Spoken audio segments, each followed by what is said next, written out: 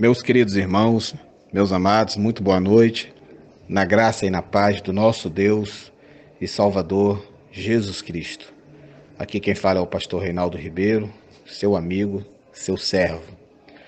Hoje nós estamos tendo o privilégio de analisar 1 Pedro capítulo 3, verso 18, um texto que suscita muita polêmica.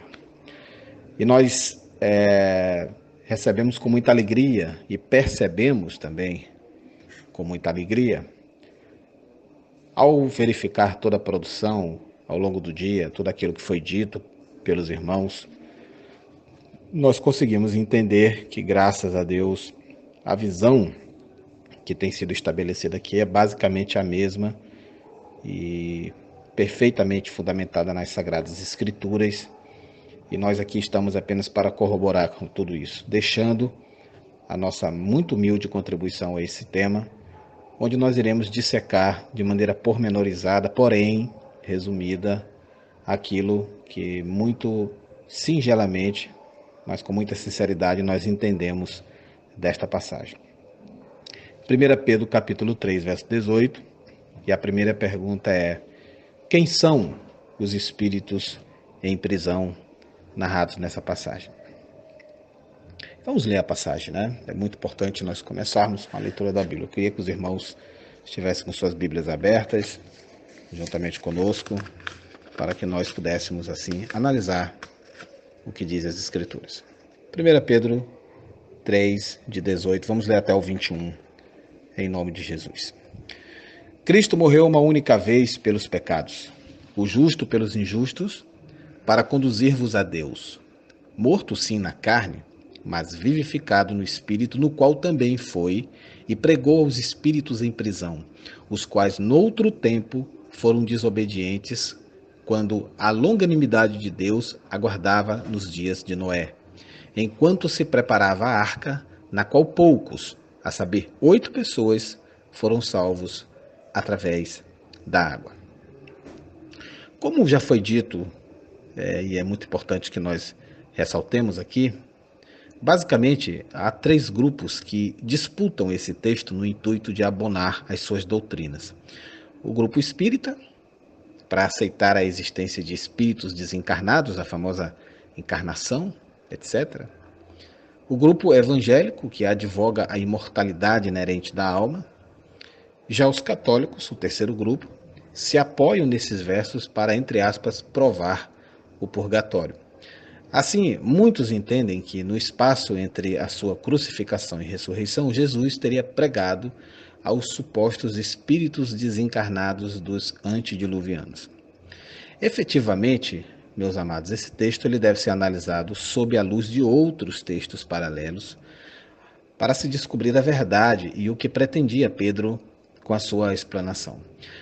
Antes, porém, você não deve prescindir da eterna verdade de que a graça finda por ocasião da morte da pessoa. E não há, em hipótese alguma, segunda oportunidade de arrependimento para o ser humano após o seu falecimento. Com a morte, cessam as oportunidades de salvação e nós temos base bíblica para isso. Hebreus 9, de 26 a 27, Eclesiastes 9, 5 e 10, Gálatas 6, 10 são apenas alguns exemplos. Tente imaginar a salvação. Jesus vai até o inferno, é o Hades, seleciona apenas e tão somente os espíritos daqueles que, da época de Noé, que conforme a crença dos imortalistas, enquanto estavam queimando no fogo, Jesus escolheu a dedo só alguns, e estando eles ali queimando, Jesus foi fazendo a pregação para eles. Os outros, contudo, presumivelmente, deviam estar com os ouvidos tampados ou algo assim. E por fim, após terminar de ouvir a tal pregação, enquanto queimavam entre as chamas, eles continuaram queimando do mesmo jeito que antes. Isso realmente deve fazer lógica para os imortalistas, além de basearem-se num Deus arbitrário que escolhe a dedo alguns poucos privilegiados para ouvirem a pregação enquanto queimam no fogo do inferno, do purgatório ou do Hades, e outros sem sequer poder ouvir essa tal pregação. Se Cristo não subiu para o céu entre a sua morte e a ressurreição, aí eu peço a você que leia João 20, 17, tampouco ele teria morrido e ido para o inferno. Se Cristo tivesse ido para o inferno fazer essa tal pregação, então bastaria que Pedro tivesse mencionado o local no verso 19, claramente dizendo espíritos no inferno ou espíritos no Hades. Mas não, ele menciona que a pregação teria sido realizada aos espíritos em prisão. O fato de Pedro não mencionar nenhum destes dois lugares provém do fato de que esta prisão corresponde à prisão do pecado, como nós vamos verificar mais adiante. Diz a Bíblia, irmãos, que a alma, que a psique, a vida, é mortal. Você pode ver isso lá em Ezequiel 18, 4 e 18, 20. E que os mortos estão com a consciência apagada na morte. Salmo 146, 4, Eclesiastes 9, 5 e 6, Jó 14, 14 e também 14, 21, João capítulo 11, verso 11, 1 Tessalonicenses 4, 13. Não há esperança alguma dos mortos aceitarem a salvação, como a gente vê em Isaías 38, 18 e 19. Por conseguinte, é impossível admitir que na sepultura, após a morte, haja seres conscientes, capazes de ouvir, de aceitar o Evangelho.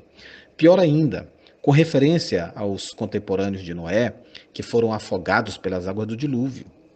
Ademais, irmãos, aceitar que Cristo pregou a espíritos desencarnados dos antediluvianos no Hades, no inferno, na sepultura, é aceitar, de certa forma, as estranhas doutrinas do purgatório, da reencarnação e da imortalidade da alma.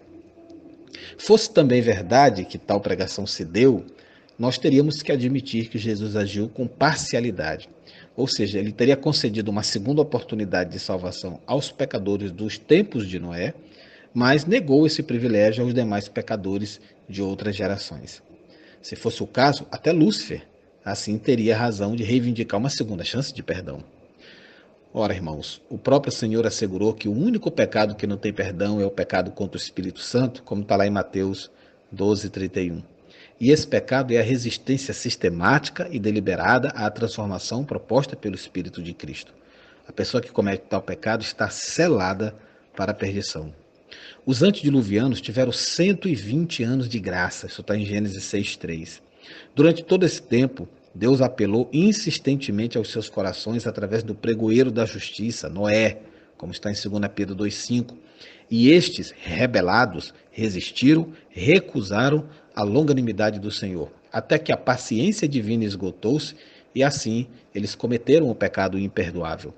E se é imperdoável, não pode haver segunda oportunidade de perdão, nem mesmo vivo, quanto mais morto. Finalmente, Pedro não diz que eram espíritos desencarnados. Ele informa apenas espíritos. Portanto, nesta assertiva do apóstolo, o lógico e razoável é aceitar que o espírito é um símbolo de uma personalidade, de uma pessoa. Por exemplo, meu espírito significa eu, significa a minha pessoa. Teu espírito significa tu, significa você. Os espíritos dos justos aperfeiçoados, lá de Hebreus 12, 23, certamente se refere a homens justos que se acham ainda na igreja militante. E o Pai dos Espíritos, lá em Hebreus 12, 9, é uma referência a homens ainda no corpo. E o Deus dos Espíritos de toda a carne, lá em Números 16, 22, significa homens vivos, não em estado desencarnado. Por meio de que espírito, então, Jesus pregou? Através do ministério de Noé, aos espíritos em prisão, isto é, os homens perversos aprisionados pelo pecado antes do dilúvio, quando a longanimidade de Deus esperava. Durante 120 anos, por todo o tempo em que estava sendo preparada a arca, quando então Noé os admoestava a que fugissem da ira futura. Em resumo, o que Jesus fez através da sua morte em santidade completa, irmãos, foi promover a abertura da prisão aos presos. Veja Lucas 4, de 18 ao 21. Veja Isaías 42, 6 e 7, ou Isaías 58, 6, ou Isaías 61, 1. A lei do pecado tenta nos aprisionar, como está em Romanos 7, 23.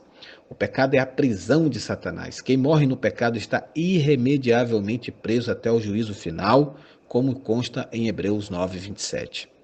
Seguramente, os apelos para que se achegassem ao reino de Deus, feitos pelos apóstolos do Messias aos homens dos seus dias, foram os mesmos veementes apelos feitos por Noé na sua época, em outra proporção. Noutras palavras, Cristo pregou aos antediluvianos pelo seu Espírito, o Espírito da Igreja de todos os tempos, que em Noé estava, através do ministério dele, durante o tempo da construção da arca. Vejamos o texto de 1 Pedro 1, 10 e 11. Foi a respeito desta salvação que os profetas indagaram e inquiriram, os quais profetizaram acerca da graça a vós outros destinada, investigando atentamente qual a ocasião ou quais as circunstâncias oportunas, indicadas pelo Espírito de Cristo que neles estava, ao dar de antemão testemunho sobre os sofrimentos referentes a Cristo e sobre as glórias que os seguiriam. Assim eu pergunto, porventura o Evangelho foi pregado aos mortos? 1 Pedro 4,6. Porque por isso foi pregado o Evangelho também aos mortos. Amados, esse texto não é suporte para afiançar a doutrina dos espíritos em prisão, muito menos é base para se crer que um defunto tenha condição de ouvir e aceitar o Evangelho. Tampouco é provável a sugestão de que Pedro se refira figuradamente aos mortos espirituais. Os mortos aqui são mortos literais mesmo, porque o contexto do verso anterior confirma, os quais hão de prestar contas àquele que é competente para julgar vivos e mortos, 1 Pedro 4,5. Portanto, a conclusão coerente e simples é que tais defuntos haviam ouvido o Evangelho antes de morrer. Resumindo, o Evangelho foi pregado para aqueles mortos, quando ainda estavam vivos. O Evangelho não lhes é pregado agora, ao estarem mortos. E por quê?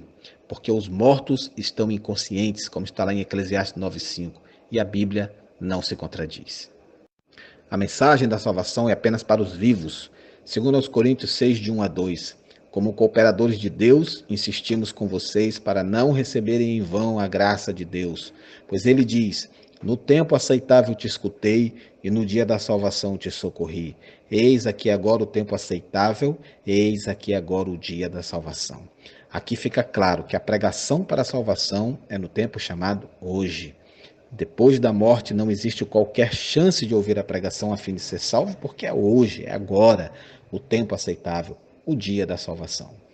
Pelo contrário, encorajem-se uns aos outros todos os dias durante o tempo que se chama hoje, de modo que nenhum de vocês seja endurecido pelo engano do pecado. Hebreus 3:13. O tempo que nós temos de encorajar uns aos outros é hoje, nessa presente vida, porque depois não teremos mais qualquer possibilidade de ouvir o Evangelho. Por isso, é durante o tempo que se chama hoje, eu repito, que ainda existe tal possibilidade. Colossenses 1:23 está escrito: desde que continuem alicerçados e firmes na fé, sem se afastarem da esperança do Evangelho, que vocês ouviram e que tem sido proclamada a todos os que estão debaixo do céu. Esse é o Evangelho do qual eu, Paulo, me tornei ministro. Glória a Deus. O Evangelho, meus irmãos, não é e nem pode ser pregado para mortos, mas apenas para aqueles que estão debaixo do céu, ou seja, os vivos. Os eruditos bíblicos mais sérios têm rejeitado essa interpretação absurda de que Jesus tivesse ido para o inferno pregar para pessoas mortas que não podiam se salvar, pois isso vai frontalmente contra a própria palavra de Deus. É uma suposição tão satânica quanto a própria lenda da imortalidade da alma. Levando-se em conta o contexto bíblico, o texto diz o seguinte: nos dias de Noé, por meio do Espírito Santo, Cristo pregou aos antediluvianos que estavam presos pelas cadeias do pecado.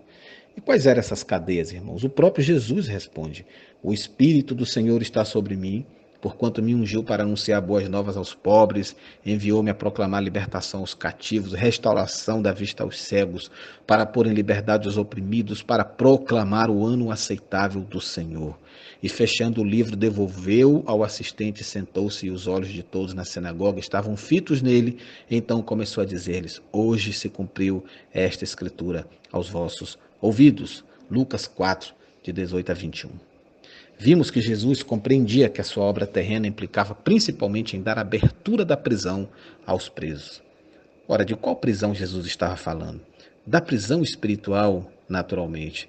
Achavam-se ligados em pecado e Cristo devia fazer essa obra, porquanto sobre ele estava o Espírito do Senhor. Tanto Cristo quanto as pessoas a quem ele pregava estavam vivos. Inúmeras menções à prisão como sendo uma referência espiritual e não física ou literal, com respeito ao pecado, são encontradas nas Sagradas Escrituras. Por exemplo, amados, no Salmo 142:7, Davi suplicou que Deus tirasse a sua alma da prisão. Tira a minha alma da prisão, para que louve o teu nome. Os justos me rodearão, pois me fizeste bem. Salmo 142:7, eu repito. Lá em Provérbios 5:22, está sendo afirmado que a prisão que traz a alma prisioneira é a prisão do pecado. Quanto ao ímpio, as suas iniquidades o prenderão, e com as cordas do seu pecado será detido. Provérbios 5:22. E que os antediluvianos estiveram bem presos na prisão do pecado é evidenciável a partir de uma leitura bíblica de Gênesis 6, de 5 até o 13. Portanto, amados, o Espírito Santo pregou a pessoas vivas e não a pessoas mortas, que estavam queimando em algum lugar e não poderiam mais se salvar. Essa prisão ali mencionada é uma referência não ao inferno, o Guiena, e nem ao Hades, ou Tártaros, mas sim uma prisão espiritual na qual estão presos aqueles que vivem no pecado. O termo espírito ele não remete a pessoas mortas desencarnadas, eu repito, biblicamente vivos são considerados como espíritos, porque corpo, alma e espírito são características de uma mesma pessoa. Na sua primeira epístola aos Coríntios, precisamente 1 Coríntios 16, 18, Paulo aplica o termo com respeito a pessoas vivas, porque trouxeram refrigério ao meu espírito, isto é, a minha pessoa. Agora, quando é que se deu essa tal pregação, irmãos? No verso 21, há uma expressão noutro tempo, que claramente se identifica com o tempo em que a longanimidade de Deus aguardava nos dias de Noé. O tempo era os dias de Noé, o tempo durante o qual Deus procurou libertá-los da prisão do pecado. Portanto, a passagem bíblica, dentro do seu devido contexto, ela nega qualquer possibilidade de salvação após a morte ou de pregação para pessoas mortas e que não poderiam mais sair do lugar onde se encontravam. A Bíblia é muito clara em mencionar que a oportunidade de receber a pregação oferecida por Cristo é somente nesta vida. 2 Coríntios 6, 1 e 2, Hebreus 3, 13, Hebreus 9, 27, Colossenses 1, 23. Ao ler com atenção 1 Pedro 3, 18, nós verificamos que o Espírito Santo que ressuscitou dos mortos a Cristo foi o meio usado por Cristo para advertir o povo do tempo de Noé, de que estava iminente o dilúvio e que se preparasse para entrar na arca. Não obstante, amados, eles rejeitaram a mensagem e só Noé e a sua família foram salvos. Não existe, pois, neste espaço, nenhuma insinuação de que enquanto esteve na sepultura, Cristo tenha pregado. Essa doutrina é ensinada pela Igreja Católica sem nenhum apoio nas Escrituras. O mesmo Pedro afirma que Noé era um arauto da justiça. Está lá em 2 Pedro 2,5. A pregação ocorreu não quando Cristo tinha descido ao inferno, o que é antibíblico, mas sim pelo Espírito Santo, como está no verso 18, durante os dias de Noé. O que nós podemos tirar de 1 Pedro 3, de 18 a 21, é simplesmente que nos dias de Noé, por meio do Espírito Santo, Cristo pregou aos antediluvianos que estavam presos pelas cadeias do pecado. Por fim, meus amados, o fato que Pedro narrou em 1 Pedro, nesse texto, nesta referência que nós estamos aqui trazendo para a baila, não é nenhuma suposta revelação extrabíblica de que ele teria recebido diretamente de Cristo depois que o Senhor ressuscitou. Mas é um fato bíblico, como os autores das epístolas do Novo Testamento constantemente costumavam citar as Escrituras.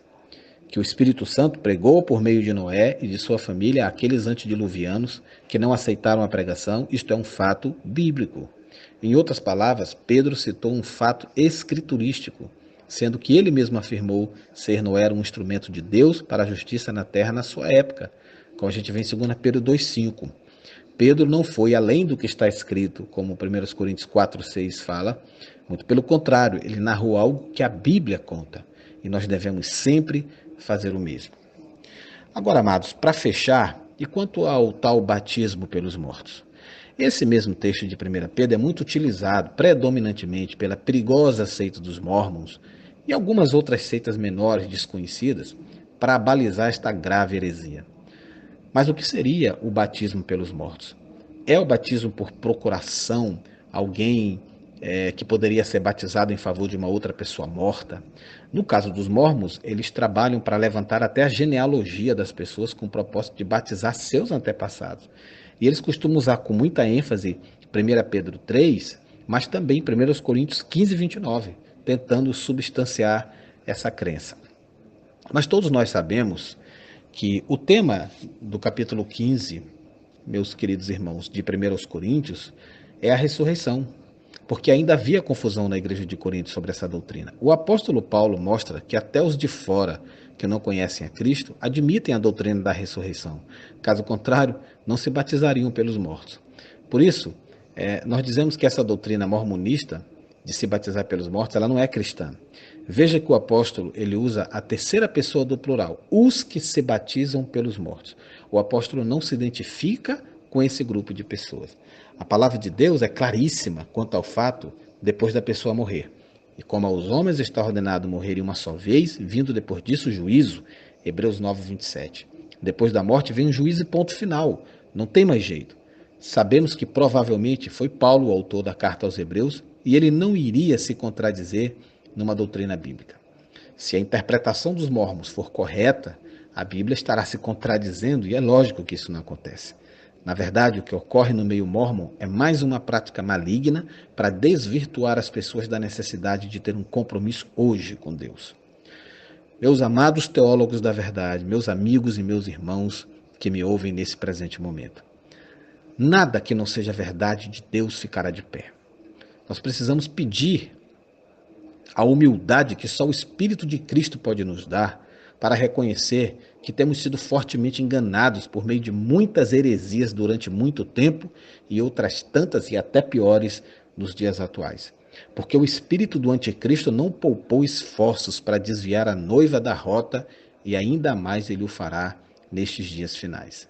Mas aleluia, porque chegou o tempo da restauração de todas as coisas. Logo, meus irmãos, os anjos de Deus estarão separando o joio do trigo, e logo a porca que voltou a revolver-se na lama será claramente distinguida da ovelha lavada pelo sangue do Cordeiro. Fique firme na palavra. Não abandone o evangelho fundamentado nos profetas e apóstolos, e seja você um profeta da sã doutrina. Quem tem ouvidos para ouvir, ouça.